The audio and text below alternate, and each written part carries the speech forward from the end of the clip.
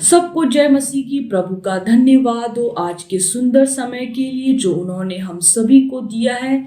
और आज हम प्रभु के वचनों के द्वारा यह जानेंगे कि जब हमारे जीवन में परिस्थितियां उलट हो जाती हैं, विपरीत हो जाती हैं, जब हम ट्रबल्स से या डिफिकल्टीज से सामना करते हैं अपने जीवन, अपने परिवार, अपने कार्य या किसी भी क्षेत्र में, तब किस तरीके से हम प्रभु यीशु के साथ उन कठिन समय में भी स्टैंड कर सकते हैं और उन पर विजय हासिल कर सकते हैं। आप सभी से प्रार्थना है कि आप इस वीडियो को अंत तक जरूर देखें। जितना हो सके आप इस वीडियो को औरों को भी शेयर करें ताकि सभी तक प्रभु का यह संदेश पहुंचने पाए।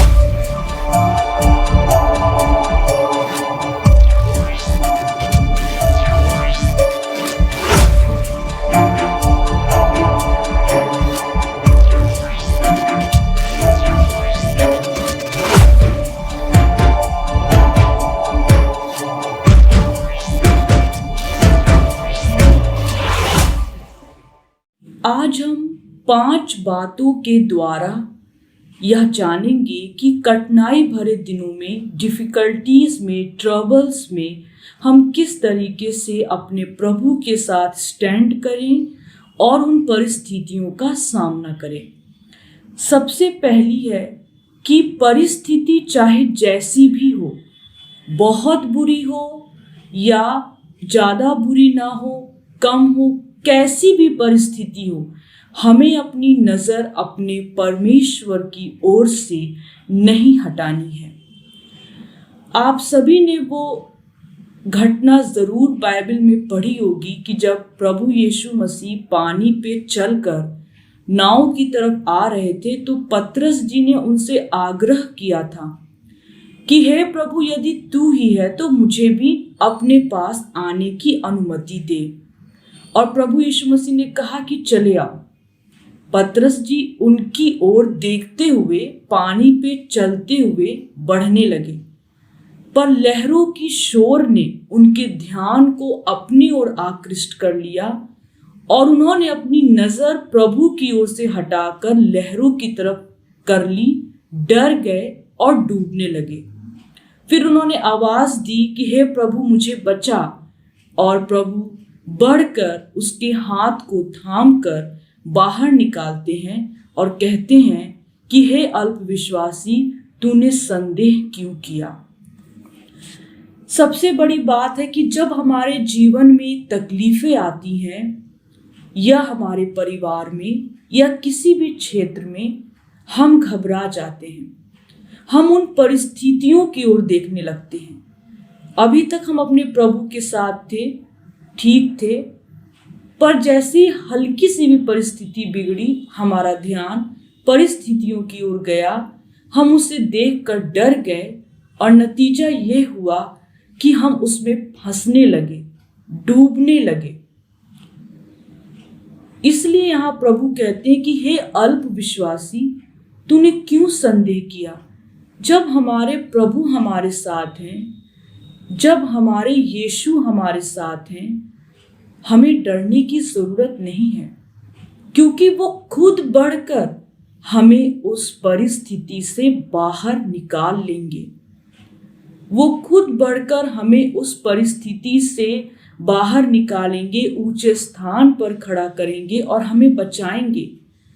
बस हमें उनकी ओर अपनी नजर उठाए रखनी है। परिस्थिति चाहे जैसी भी हो, हमें निरंतर अपने प्रभु की ओर देखते रहना चाहिए। भजन संहिता 121 उसका 2 वचन कहता है, सहायता तो मुझे यहोवा की ओर से मिलती है जो आकाश और पृथ्वी का करता है। सहायता हमें कहाँ से मिलती है? प्रभु की ओर से मिलती है, क्योंकि उसने आकाश और पृथ्वी को बनाया है, उसने हम सबको बनाया है। वो हमारी जरूरतों को जानता है और वो हमारे जरूरतों को हमारे मांगने से पहले ही पूरा कर देता है।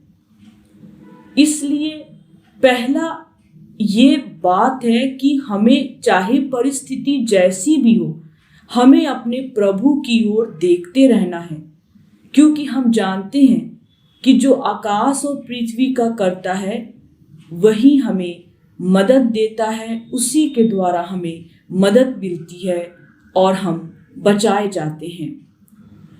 दूसरी बात है, परिस्थिति के समय स्थिर रहो, क्योंकि प्रभु ही हमें छुड़ाता है, वह हमारा पोषक व उद्धार करता है।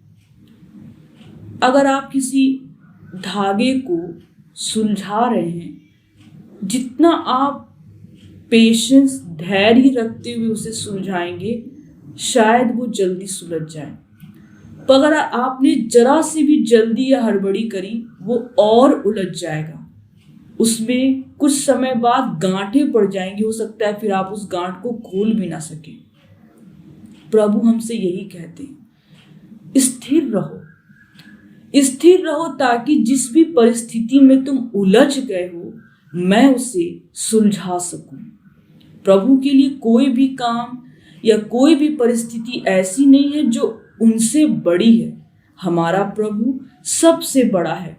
भजन संहिता 34 में हम देखते हैं, उसके चौथे पद में यहां लिखा है, मैंने यहोवा से मांगा और उसने मुझे उत्तर दिया और मेरे सब भय से मुझे छुटकारा दिया। अगर हम अपनी परिस्थितियों को, जो कि बुरी हो चुकी है या जिसमें हम फंस चुके हैं, प्रभु के सामने पेश कर दें, उनसे मदद मांगे, तो वो हमें उत्तर देंगे। इतना ही नहीं, उससे पैदा होने वाले हर एक प्रकार की नागानी जो भय है, उससे भी वो हमें आजाद करेंगे। इसी में आगे लिखा है कि जितनों ने उसकी तरफ देखा वे सभी ज्योति पाए हैं और उनका मुंह कभी काला नहीं हुआ। अगर हम प्रभु पर विश्वास रखते हैं, प्रभु के हाथ में अपने हर एक बातों को रख देते हैं, विश्वास रखते हैं कि प्रभु ही हमें बचाएगा और छुड़ाएगा, निश्चय मानिए वो कभी लज्जित नहीं होने देगा। हमारा मुंह कभी काला नहीं होगा, क्योंकि हम ज्योति की तरफ देखते हैं और उसकी प्रकाश से हम सब प्रकाशमय हो जाते हैं। भजन संहिता 34 के 10th वर्ष में लिखा है कि जवान सिंहों को तो घटी होती है, परंतु यहोवा के खोजियों को कभी किसी भली वस्तु की घटी नहीं होती। अगर हम अपने प्रभु पे विश्वास रखते हैं, वो हमारी परिस्थितियों को हाथ में ले लेते हैं, हम स्थिर होकर अपने प्रभु के उत्तर का इंतजार करते हैं, हम कभी भी खाली नहीं होंगे। हमारे अंदर कभी भी किसी बात की घटी नहीं होगी, क्योंकि जवान सिंहों को घटी हो सकती है, पर जिसके साथ जीवित परमेश्वर है, उसे कभी किसी भली वस्तु की घटी नहीं होगी। 17th वर्ष में लिखा है कि धर्मी पुकारते हैं, यहोवा सुनता है और उनको सारी विपत्तियों से छुड़ा देता है। 18th में यहोवा टूटे मन वालों के निकट रहता है और पश्चातापी आत्मा का उद्धार करता है। जब हम अपनी परिस्थितियों को प्रभु के हाथ में सौंप देते हैं, स्थिर हो जाते हैं और अपने प्रभु को हृदय की गहराई से पश्चाताप करते हुए पुकारते हैं, प्रभु धर्मी जन की प्रार्थना कभी नहीं टालते। वरन अगर उनके ऊपर कोई विपत्ति आई है तो वो उससे बचाते हैं। टूटे मन वालों के निकट प्रभु की आत्मा मौजूद रहती है। अगर आप आज ये महसूस कर रहे हैं कि मैं टूट चुका हूँ, मैं हार चुका हूँ, अपनी परिस्थितियों से मैं निकल नहीं सकता, ऐसा ना सोचे। प्रभु आपके साथ है। प्रभु कहते हैं स्थिर रहो। हे अल्पविश्वासी, तुम क्यों संदेह करते हो? बस आपको अपने प्रभु की ओर देखने की जरूरत है। अपने प्रभु को आवाज देने की जरूरत है, पतरस जी की तरह कि हे प्रभु मुझे बचा। प्रभु खुद चलकर आपके नजदीक आएंगे और आपको बचाएंगे। एक बात मैं कभी कभी सोचती हूँ कि हम प्रभु से चंगाई की प्रार्थना करते हैं और प्रभु हमें चंगा करते हैं। कई बार प्रभु खुद चंगा करते हैं। वो एक ऐसी वैद्य है, हमने बहुत सारे दृष्टांतों में देखा बाइबल में कि वो एक ऐसे वैद्य हैं जो खुद बीमारों के पास जाते हैं। कभी आपने सुना कि कोई डॉक्टर खुद मरीज के पास जाके बोला हो कि मैं तुम्हें इलाज करना चाहता हूं? हमारे प्रभु हमारे निकट हैं, बस हमें उन्हें पुकारने की जरूरत है, पतरस जी की तरह कि हे प्रभु मुझे बचाइए। और प्रभु बढ़कर हमें उस दलदल से, उस बुरी परिस्थिति से जिसमें हम फंस रहे हैं या टूट चुके हैं, निकाल कर खड़ा कर देंगे। इसका जो तीसरी जो स्टेंस है वो ये है कि कभी ना भूले कि परमेश्वर ने पहले भी आपकी मदद की है। आप पहली बार ऐसी परिस्थिति में नहीं पड़े। पीछे पलट कर देखिए, कितनी बार आपको आपके प्रभु ने बुरी परिस्थितियों से निकाल कर खड़ा किया है। कितनी ही बार आपके प्रभु ने आपको बचाया है। वचन कहता है कि मैं तेरे उपकारों को कभी ना भूलूंगा। आप उनके उपकारों को कभी ना भूले, वरन धन्यवाद दे कि प्रभु ने जैसे पहले हमें बचाया, हमारी परिस्थितियों से हमें छुड़ाया, आज भी वो छुड़ाने में सक्षम है। आज भी वो हमें उस परिस्थिति से बचाएगा और छुड़ाएगा। चौथी बात जो है वह यह है कि वचन के तलवार व विश्वास के ढाल के साथ परिस्थितियों पे विजय पाए। हमारे पास जो सबसे बड़ी ताकत है वो है द वर्ड ऑफ गॉड। क्योंकि हम सभी जानते हैं कि हमारी बाइबल जो है वो बातें करती है। इसमें जीवित परमेश्वर का वचन है और ये जीवित वचन हमारे प्रतिदिन के लिए उपयोगी है। जिस तरीके से हम खाना खाते हैं, पानी पीते, उसी तरीके से वचन भी हमें तृप्त करता है, आत्मिक तरीके से हमारी भूख और प्यास को मिटाता है। वचन के तलवार और विश्वास के ढाल के द्वारा हम किसी भी प्रकार की परिस्थिति से लड़ सकते हैं और विजय पाते हैं। प्रभु का वचन कहता है यशायाह में कि मत डर क्योंकि मैं तेरे संग हूं, इधर उधर मत ता क्योंकि मैं तेरा परमेश्वर हूं। मैं तेरे दाहिने हाथ को पकड़ कर कहता हूं कि मत डर। प्रभु हमसे कहते हैं कि मत डर। प्रभु का वचन जो कि एक ढाल की तरह है, एक तलवार की तरह है, वो कहता है कि मत डर क्योंकि मैं तेरे साथ हूं। तुम्हारी परिस्थिति बुरी है, तुम्हें लगती है कि वो बड़ी है, पर मेरे लिए वो बड़ी नहीं है। मुझ पर विश्वास रख, मेरे वचनों पर विश्वास रख। वचन की ढाल और तलवार पकड़ के तैयार रहे। प्रभु का वचन जीवित वचन है जो हमें हर एक प्रकार की परिस्थितियों से उभारता है। प्रभु का वचन हमसे बात करता है। प्रभु का वचन इन बुरे दिनों में हमसे कहता है कि मत डर, मैं तेरे साथ हूं। प्रभु का वचन कहता है अगर तू घोर तराई से भी होकर चले मत डर, कोई भी अनिष्ट तुझे ना होगी। पांचवी और आखिरी बात है कि परेशानी में और भी ज्यादा प्रार्थना, उपवास और धन्यवाद करना चाहिए। जब हमारे ऊपर विपरीत परिस्थितियां आती हैं तो हम अपना ध्यान प्रभु की ओर से हटाकर सांसारिक चीजों पे लगाते हैं। उपवास, प्रार्थना, धन्यवाद हम सब भूल जाते हैं और नतीजा यह होता है कि हम शैतानी कार्यों में फंसते जाते हैं, वो हमें गिराता जाता है। पर हमें आज इस बात को जानना है कि अगर आज हमारे जीवन में, हमारे परिवार में, हमारे कार्य में, हम जहाँ भी यह महसूस करते हैं या देख रहे हैं कि हमारी परिस्थितियाँ सही नहीं, हमें और भी ज़्यादा प्रार्थना करनी है, उपवास रख कर प्रार्थना करनी है, प्रभु को धन्यवाद देना है कि हे प्रभु, आपके इस दुख के लिए धन्यवाद। अय्यूब की कहानी से हमें यह सीखने को मिलता है। अय्यूब के जीवन पे एक के बाद एक विपत्तियां आई, पर उसने उस परिस्थिति में भी अपने प्रभु को धन्यवाद दिया। प्रभु ने उसे दुगना चौगुना करके लौटाया।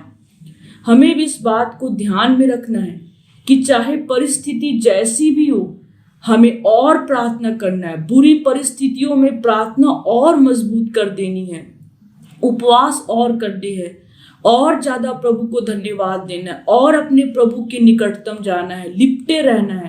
प्रभु का वचन कहता है कि मैं सच्ची दाखलता हूं, तुम मेरी डाली हो, मुझसे अलग होकर तुम कुछ नहीं कर सकते। बिल्कुल सही बात। अगर हम अपने प्रभु से अलग हो जाएंगे, हम कुछ नहीं कर सकते। हमारी परिस्थितियां बिगड़ जाएंगी सुधरने के बजाय। प्रभु का वचन कहता है कि तुम कुछ नहीं कर सकते अगर तुम मुझसे अलग हो। और यही प्रभु का वचन यह भी कहता है कि जो मुझे सामर्थ्य देता है उसमें मैं सब कुछ कर सकता हूं। अगर आप अपने प्रभु के निकट रहेंगे, लिपटे रहेंगे, तो वो आपको सामर्थ्य देगा। फिर आप चाहे जैसी भी परिस्थिति हो, आप उससे लड़ पाएंगे और निश्चय ही विजय आपकी ही होगी, क्योंकि जिसके पक्ष में प्रभु है वो कभी हार नहीं सकता। एस्तर जी पे जब सारे यहूदियों को मारने का षड्यंत्र रचा जा रहा था, एस्तर जी ने उपवास प्रार्थना रख के प्रभु से प्रार्थना करी और प्रभु ने सबको बचाया। अब्राहम जी ने प्रार्थना करी, अपने विश्वास को प्रभु पे रखा कि जिस प्रभु ने वायदा किया है कि वो मुझे बहुत सारे राष्ट्रों का पिता बनाएगा, वह बनाएगा, और ऐसा ही हुआ। दानियल जी ने बंधुआई में रहकर प्रार्थना करी। जब उन्हें शेर के खड्ड में डाला गया, तब उन्होंने प्रभु से प्रार्थना करी और प्रभु ने उन्हें उस विपत्ति से बचाया। ऐसे तमाम उदाहरण बाइबल में हैं। आज प्रभु हम सब से यही कहना चाहते हैं कि मेरे प्यारे प्रियो, परिस्थिति चाहे जैसी भी हो, हमें अपने प्रभु की ओर हमेशा अपनी आंखें लगाए रहनी है। स्थिर रहकर पतरस जी की तरह प्रभु को आवाज देनी कि हे प्रभु, मुझे बचा, क्योंकि तू ही मेरा पोषक और मेरा उद्धार करता है। हमें कभी यह नहीं भूलना है कि जिस प्रभु ने पहले हमें बचाया है, वो आज भी हमें बचाने में सक्षम है। वचन की ढाल, विश्वास की तलवार और वचन और बाइबल के द्वारा हम किसी भी प्रकार की बुरी से बुरी परिस्थितियों से लड़ सकते हैं। इसलिए विश्वास की ढाल और वचन की तलवार को लेकर इन दिनों में हमें तैयार रहना है। और सबसे आखिरी बात, और भी ज्यादा गहराई से परमेश्वर के निकट आकर धन्यवाद देना है, प्रार्थना करनी है और उपवास रखना है। निश्चय जीत हमारी ही होगी। आज मैं अपने सभी प्यारे भाई और बहनों से ये कहना चाहती हूँ कि अगर आप अपने जीवन में कुछ पाना चाहते हैं, पा नहीं पा रहे, कोशिश कर रहे हैं पर हार जा रहे हैं, देखिए कि आप अपनी कोशिशों में अकेले हैं या खुदा के साथ हैं। अगर आप परिस्थितियों पे विजय नहीं पा रहे, तो महसूस कीजिए आज कि आप क्या अकेले उन परिस्थितियों से लड़ रहे हैं या आपके साथ आपका जिंदा खुदा है, आपका यीशु है।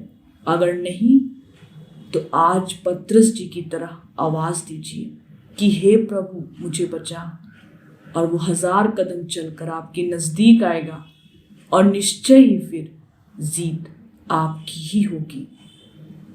प्रभु आज इन वचनों के द्वारा आप सभी को शांति, अपने प्रेम और अपने आनंद से भरे।